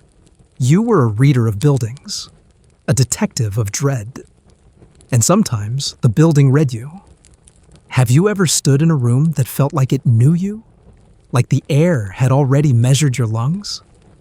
That was no accident. Medieval architects were psychologists before psychology had a name. They designed ceilings that felt like they were collapsing, even when they were stable. They built long corridors just slightly off-center, so your vision shifted. They installed doorways that made you duck, even if you didn't need to, because humility was expected before entry. You didn't just sneak into castles, you were digested by them. And when you finally reached your target, when the dagger was drawn, the window unlatched, the prayer muttered it wasn't triumph. It was exhaustion. Because no matter how clean the job, the building always took a little piece of you with it. You'd remember the sound of the bells, the way the floor creaked louder in one hallway than another, the smell wax and rot and old prayers. You'd carry those details into the next town, into the next chapel, into the next nightmare. Because stone doesn't forget. And neither do you. By now, you've crept through alleys, kissed poison onto parchment, whispered death into goblets, and scaled walls that seemed more alive than stone. You've tiptoed through ancient symbolism, kissed the toes of gods older than language, and vanished before your own echo caught up with you. But nothing prepared you for the theater of siege. Because when a city was under siege, the entire world became a performance. You weren't just part of a plan anymore. You were part of a story, the kind that began with thunder played out in the moans of broken walls and ended in silence that echoed for centuries. And while armies shouted and ladders clanged against towers, you, the assassin, were supposed to slip through the madness and finish the job that 10,000 soldiers couldn't. So you watched. The first act always began the same way: messengers. Fancy ones with polished boots and scrolls that smelled like they'd never known dirt.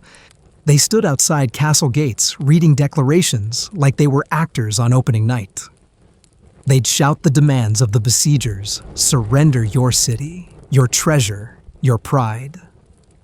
And the defenders, being very theatrical themselves, would reply with insults so elaborate they might have been rehearsed. Sometimes, actual theater troupes were brought in to mock the attacking forces from atop the ramparts. Puppets were involved. So was nudity. And that was just the pre-show. Then came the instruments, not harps or flutes, but trebuchets, mangonels, and torsion-powered monsters that hurled rocks big enough to make the ground forget how to be solid. One Germanic siege engineer in the 13th century was said to weep every time he launched a projectile, not because he was sorry, but because he thought it was beautiful. Official historical fact. During the 1346 siege of Calais, Edward III of England reportedly employed dozens of siege engines bombarding the city for months. But here's the twist: he also sent musicians to play just outside the walls. Some say it was to lift the morale of his troops. Others suspect it was psychological warfare meant to taunt the hungry, dying residents inside. War wasn't just about breaking walls.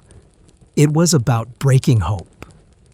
And if you were inside those walls, tasked with delivering death in the middle of all this madness, you had to play your part carefully. Every step had meaning. Every creak of wood was a line in a tragedy. You couldn't just stab a commander and vanish. You had to do it loudly enough to scare or quietly enough to misdirect. One moment, you were crawling through a tunnel dug by desperate peasants using bowls. The next, you were pretending to be a dying monk slipping past checkpoints with last rites for the wounded. Everything was drama. And you were a master of disguise timing and shadows. Meanwhile, outside the gates, the besieging army might be building fake catapults just to confuse the defenders. Yes, fake ones constructed from painted wood and empty ropes placed strategically where they'd be seen. A trick, a joke, a prophecy. The defenders would waste precious time and ammunition trying to destroy these decoys. By the time they realized the real ones were hidden in the woods, it was too late. And still, the walls held. So the army tried a new act spectacle through filth. Fringe historical tidbit. During sieges in the late Middle Ages, it became common to lob diseased corpses, sometimes plague victims, over city walls using catapults.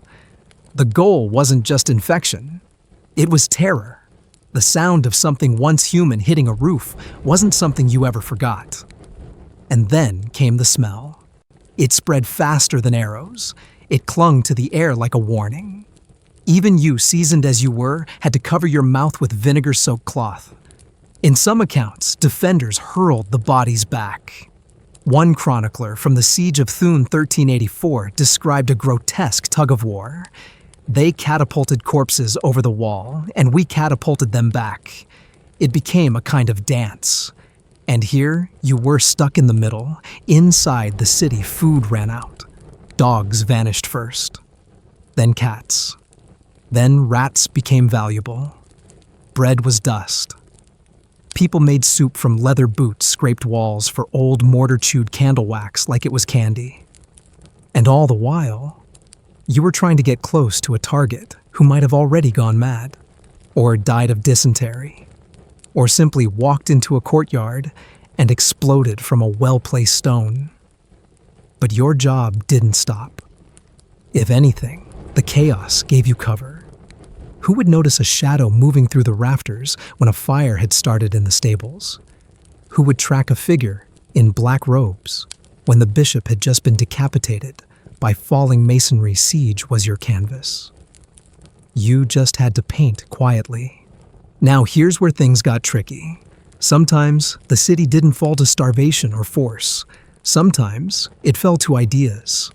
The besieging general might send letters over the walls carried by arrows or pigeons, or messengers too desperate to care. The letters would offer promises. Safety coin pardon. They were addressed to no one and everyone. Let the gates open and you'll live. Some cities cracked. Others resisted harder. But the mere act of writing such promises, of planting doubt, was an early form of psychological warfare. Historians still argue whether the fall of Constantinople in 1453 was inevitable due to artillery or accelerated because of exhaustion, treachery, and propaganda. The Ottomans were relentless, but so were the whispers. And sometimes, whispers broke walls faster than stone. In your case, a siege meant improvisation.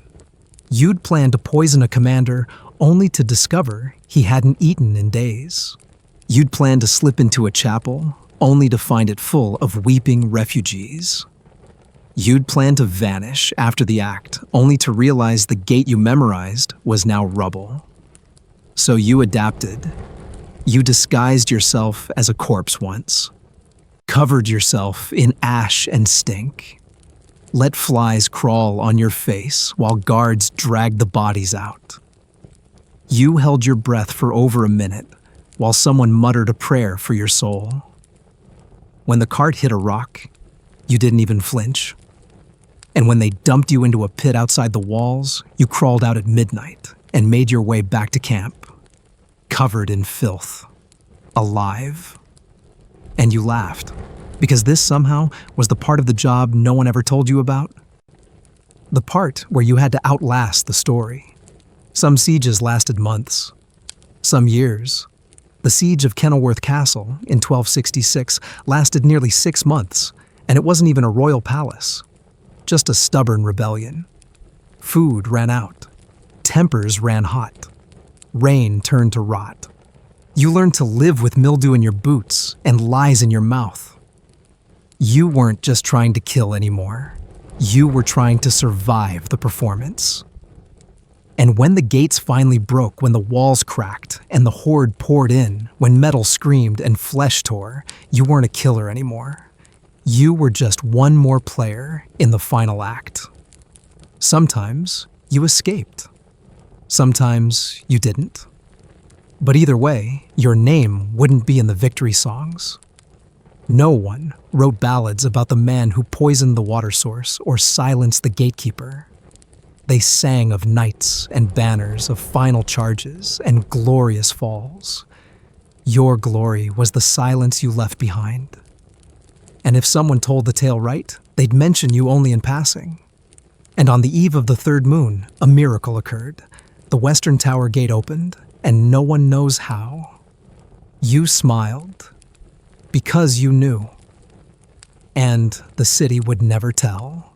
It starts with smoke. Not a lot. Just a drifting tendril slipping through a crack in the stone, curling like a lazy serpent across the damp floor. You don't see it at first because your attention is elsewhere on the scraping sound of boots up above, or the uneven torchlight quivering on the walls. But the smoke creeps in anyway, insinuating itself like a warning, or maybe a promise. You back up slowly, careful not to kick over the clay bowl you just poisoned. You'd spent 2 days smuggling that nightshade into the castle kitchens, and you didn't survive this long by being careless. But tonight, something's off. Not because of the guards or the reinforced doors, or even the moat outside, but because someone lit a fire in a place where no fire should be. And that's when you smell it. Not wood smoke, not straw or peat, but pitch. Thick, sticky, hungry. You know this scent. Everyone does. It's Greek fire, and it means things are about to get very, very bad. Greek fire was the stuff of nightmares. Invented by the Byzantine Empire in the 7th century, it burned on water. Let that sink in. You could hurl it onto a lake, and it would keep sizzling. It clung to ship salespeople. It turned naval warfare into a scene from hell, and yet someone here on land thought it was a great idea to use it indoors. You don't wait around to find out why. You run. This wasn't how most assassinations ended, but it wasn't far off either. Because even if you slipped past, the guards dodged the gossip, mimicked the servant's accent perfectly, and nailed the timing down to the second you still had to survive. What happened after the blade went in, and sometimes what happened after, was fire. Siege warfare is usually talked about from the outside. You've seen the paintings lines of trebuchets storming night cities, crumbling like stale bread under a battering ram, but you rarely hear what it felt like from within, especially from someone like you. The silent, creeping figure inside the city, trying to stay alive, while everything around you turned to smoke and ash. You dart through the stone halls as shouting begins behind you. They're not shouting your name, at least not yet, but it won't be long. You slip down a narrow stairwell, boots silent on the old stones, and vanish through the wine cellar's loose bricks. It's not your first escape tunnel. It won't be your last. If the assassins were the whisper of the war siege, engineers were the scream. They didn't operate in silence. Their work was theater-loud, terrifying theatrical destruction designed to crush both stone and spirit. Siege was a psychological weapon, and everyone knew it. When the first catapults appeared on the horizon, the cities didn't just brace for rubble. They braced for dread. The trebuchet was the crown jewel of this chaos. An enormous counterweight-powered engine, it could hurl 90-kilogram stones over 300 meters, enough to breach walls, flatten gates, or ruin your favorite tower in under an hour. Some were built on-site over weeks. Others arrived pre-assembled, their wheels groaning, flags snapping in the wind, as enemy generals made sure you could see exactly what was coming. As historian Peter Purton once wrote, "The spectacle of siege engines was often more powerful than their payload. That was the point. But stone wasn't the only thing these monstrous machines launched. Corpses too, sometimes diseased ones. Heads, dogs, dung, whatever could rot or shock or spread panic. Biological warfare wasn't a modern invention. The Mongols flung plague bodies into Kaffa in the 14th century, setting the stage for Europe's Black Death.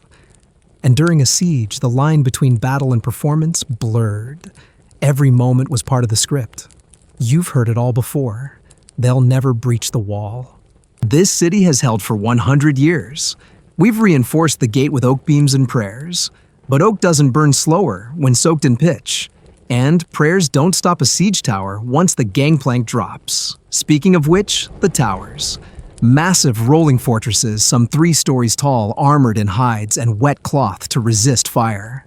As they creaked toward the walls, archers filled the levels. At the top, a drawbridge ready to drop right onto the battlements.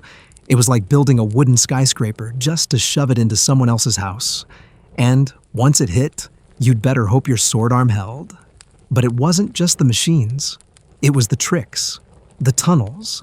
Siege tunneling, or sapping, was the dark art of collapsing a city's defenses from beneath. Dig under a wall, shore it up with timber, and set it on fire. Boom, half the fortifications gone along with whatever defenders were on them. You weren't stabbing noblemen in the throat for 12 silver anymore. You were dodging cave-ins and trying not to suffocate in the dirt.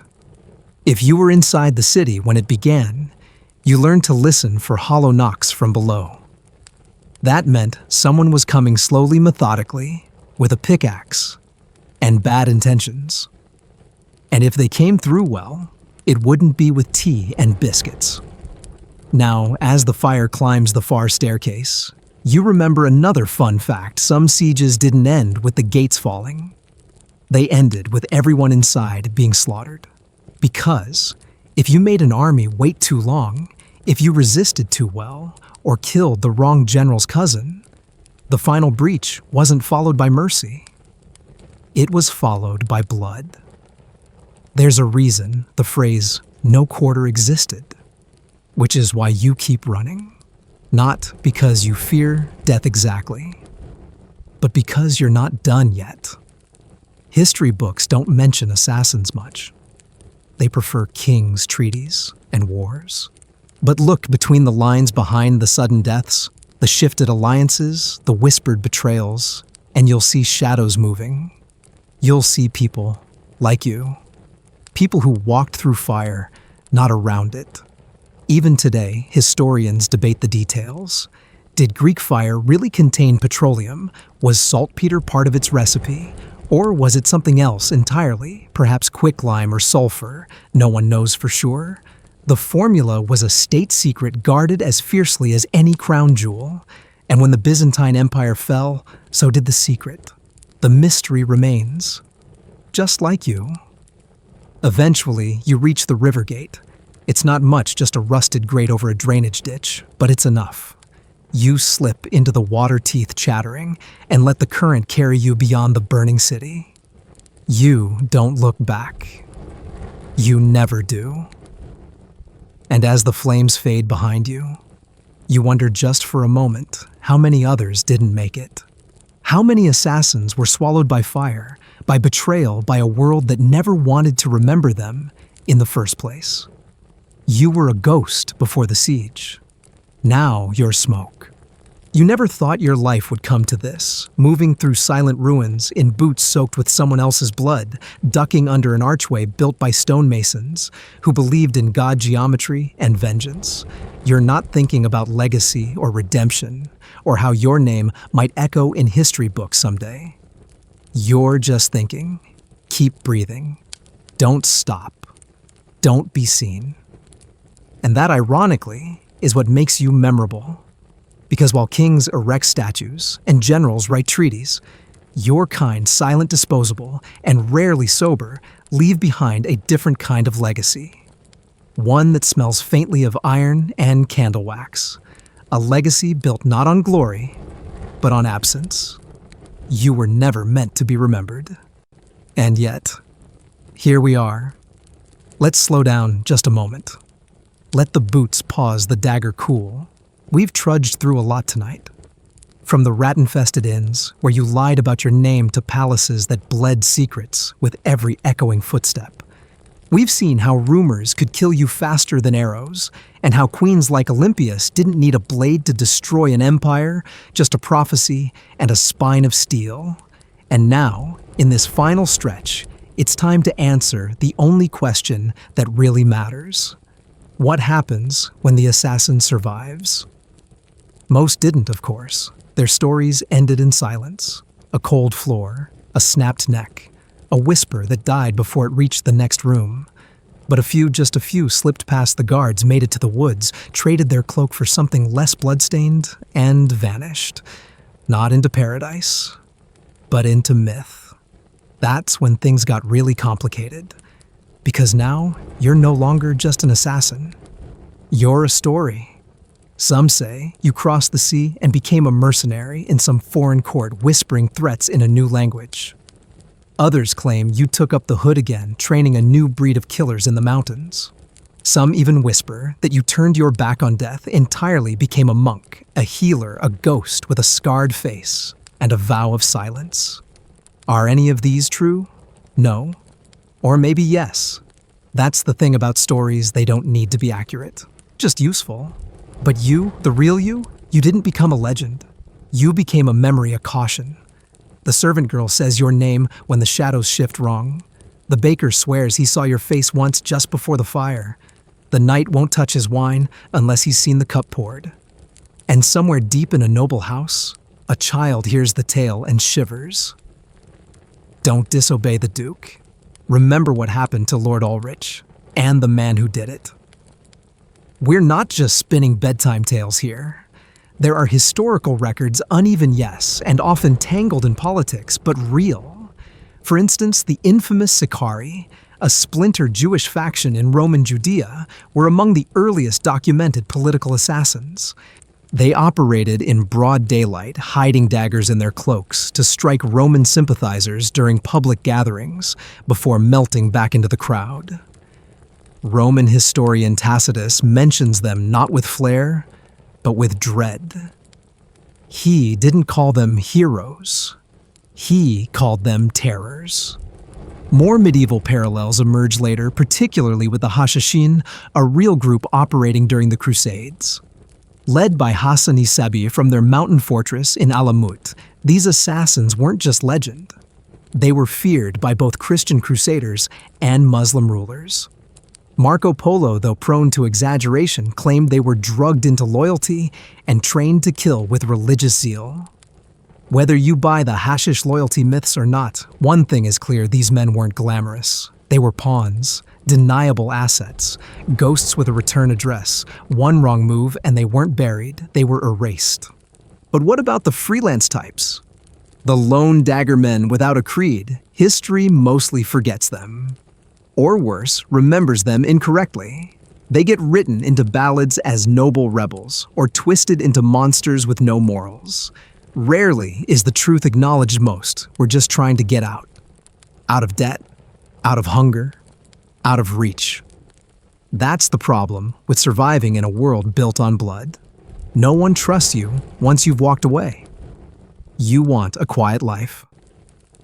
Sure. Open a bakery in some sleepy hamlet. But don't expect customers if your hands still twitch when the oven creaks. And heaven help you if the Baron's daughter disappears the same week your sourdough is finally rising properly. You'll be hanged before the yeast cools. Try the church then. No one wants to confess their sins to a man who knows exactly where to stab. Maybe you'll run east, south, north. Doesn't matter. The map changes, but your past doesn't. The dagger in your belt may be gone, but the weight of it never leaves your spine. And now we arrive at the real twist, the part Hollywood never shows. The longer you survive, the more you become the thing you used to fear. You see betrayal everywhere. You sleep with your back to a wall. You stop laughing. You forget your real name. And eventually, you forget why you ever picked up the blade in the first place. You become history. And history is funny like that. It rarely remembers kindness. but it never forgets fear. Here's a fun one. In the 14th century, Italian city-states were known to hire assassins across borders Florence, hiring someone to take out a Milanese rival, for example. But these hits weren't done in shadows. Some were openly rumored in the streets.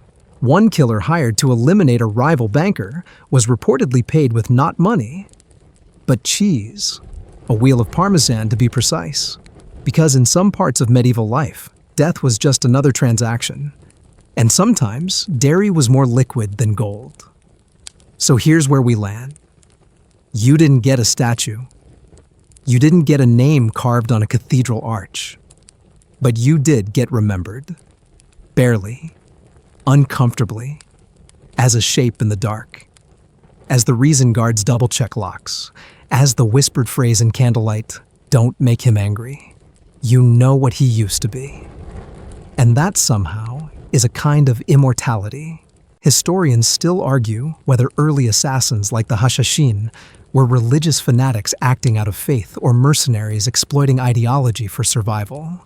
Some scholars argue the legends of their drug-fueled loyalty are crusader propaganda meant to demonize a shadowy enemy. Others point to primary Persian sources that suggest the rituals were real, but symbolic, not pharmacological. Either way, what's clear is that truth was always murky and often weaponized. And maybe that's the most assassin-like trick of all, letting people believe the myth, while the real story walks away unnoticed. And now you do the same. You close the door without a sound. You leave no tracks, no trail. Maybe someone centuries from now will find a faded journal with your handwriting. Maybe not. Either way, your story is finished. But your shadow, it lingers in every whisper, every locked door, every noble who flinches when the wind moves wrong. History may forget names, but it never forgets the feeling. And tonight, you were that feeling. Good night, ghost. And now, dear traveler through time and shadow, it's time to let the weight of history fall away. You've wandered through 1,000 candlelit corridors, slipped past guards who never knew your name, and held your breath through fires and whispers and collapsing walls. You've carried a blade, not just in your hand, but in your mind, a sharp edge forged from secrecy, survival, and stories that were never meant to be told. But here, in the stillness of this final moment, you can put that blade down. No more running, no more hiding, just the sound of your own heartbeat slowing, steadying, as the last echoes of medieval chaos fade into the soft hush of night. Maybe there's a flicker of moonlight through your window. Maybe just the gentle hum of a fan or the rustle of the covers as you sink deeper into calm. Let yourself rest. You've earned it. Let the shadows behind your eyes dissolve into dreams. Let the flickering torchlight be replaced by stars, endless and quiet and kind. The world of poison goblets and stone tunnels can wait. Tonight, it's just you. Safe, unseen, at peace. History is often loud, but this is the best part. The slow fade, the exhale, the remembering that even the most feared assassins, the most untouchable queens, the loudest siege engines all eventually gave way to silence. You're there now. Drift into it. Float if you like. There's nothing else you need to do. The story's done. The shadows are gone. And you are finally free to sleep. After the shadow, what happens to the stories no one told? And even as you drift into that quieter space, eyes half-closed, breath softened, you might still feel something lingering. Not sharp, not loud, just present, like a footstep in dust, like a whisper in a language you almost remember. That's the funny thing about stories. The loud ones end with trumpets, the heroic ones get statues. But the quiet ones, they echo. They stay in corners, folded into stone, passed from voice to voice, like secrets passed over campfires, or carved into the backs of pews. The quiet stories like yours don't shout. They seep. And now, with everything fading behind you, names, blades, battlements, you're left with one last truth. Even if no one remembers your name, the feeling of you remains. You might be surprised how many traces you left behind. No one carved your face into a cathedral wall. No one embroidered your crest onto a banner. But a child hesitates at the shadow of a stairwell. A noble woman locks her door just a little earlier than usual. A prayer is whispered, not for safety, but for certainty. You changed people. And that change becomes legacy. Not the kind written in ink, but the kind carved in behavior, ritual, instinct. You were never meant to be a symbol. But in the spaces where you passed, unseen people learn to look. And sometimes, if the moon is just right, someone tells a story they don't know is yours. It might begin with a locked room, a vanished figure, a mystery that left no footprints, just unease.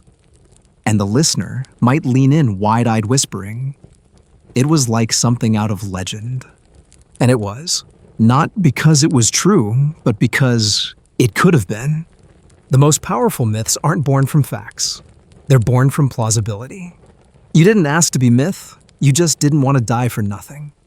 But myth is what happens when silence survives. In some towns, they build their doors to open inward. Not for fire code, but because centuries ago, someone vanished outside. And ever since, they wanted to make sure the danger came from within. In some cities, guards still pause at certain arches.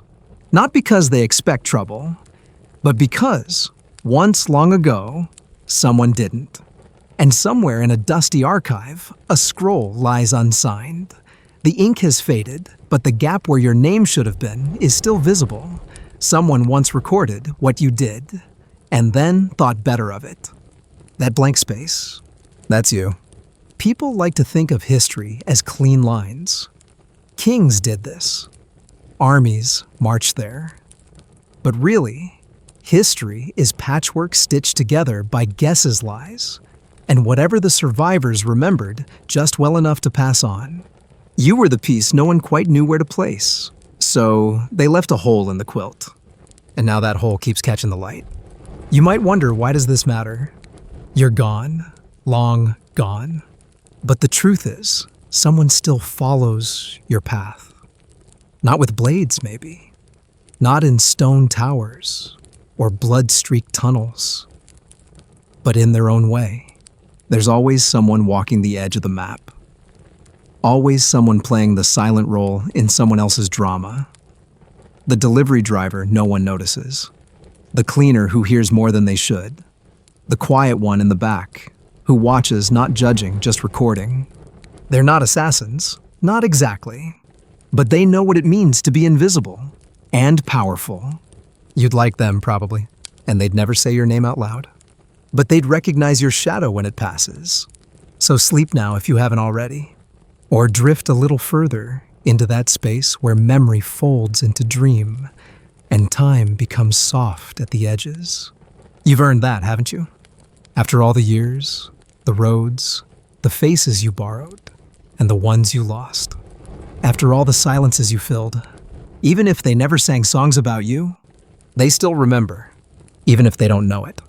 And now, you can rest. You're not a story anymore. You're a presence. And some shadows never leave.